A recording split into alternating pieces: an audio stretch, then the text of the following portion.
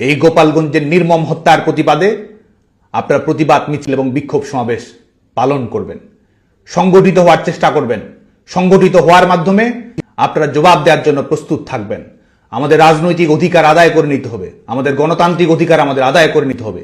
এই দেশকে যারা কুক্ষিগত করেছে, নাগরিকদের উপর যারা সীমাহীন হত্যালীলা চালাচ্ছে, আমাদের নারীরা যেখানে বের হতে পারছে না, প্রত্যেক মুহূর্ত ধর্ষণ, খুন কিংবা নিপীড়নের শিকার হচ্ছে, বাংলাদেশের নাগরিকদের আত্মমর্যাদা, স্বস্তি, নিরাপত্তা যারা কেড়ে নিয়েছে, তাদের জবাব দেওয়ার জন্য আমাদেরকে প্রস্তুত থাকতে হবে, ঘুরে দাঁড়াতে হবে, লড়াই করতে হবে এবং একই সঙ্গে বিজয় ছিনিয়ে আনতে হবে।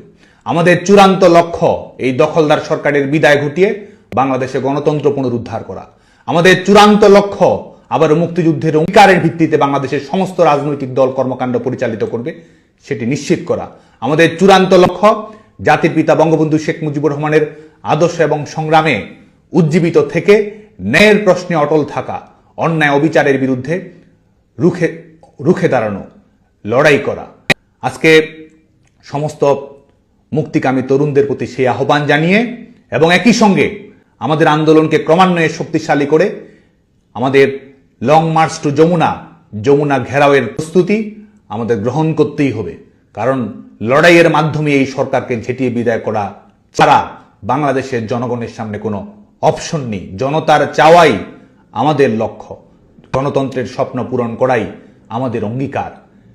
আজকে তারা গুলি করে এপিসিতে করে স্থান ত্যাগ করতে পারে, আমরা শহীদদের উত্তরাধিকার, ঘাতকের নই। যারা ঘাতক তারাই সশস্ত্র তাণ্ডব চালিয়ে হত্যা করে এপিসিতে নির্বিঘ্নে পালিয়ে যাওয়ার চেষ্টা করতে পারে। কিন্তু আমাদের জীবন উৎসর্গ করা রাজনীতির মাধ্যমেই আমরা আমাদের ন্যায্য অধিকার, বাংলাদেশের জনগণের ন্যায্য অধিকার আমরা প্রতিষ্ঠিত করব।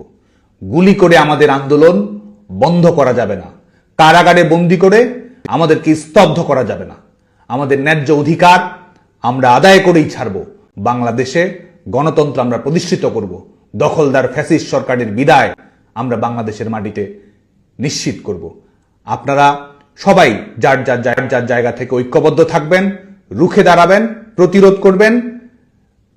আমাদের যেসব নেতাকর্মী, ভাই বোন, বন্ধু এদের নির্মম তাণ্ডবে শিকার হচ্ছে, তাদের প্রতি খোঁজ খবর রাখবেন, সংবেদনশীল থাকবেন, শান্তিপূর্ণভাবে আমাদের সংগ্রামকে এগিয়ে নিয়ে যাবেন। সবাইকে আবারও শুভেচ্ছা। জয় বাংলা, জয় বঙ্গবন্ধু।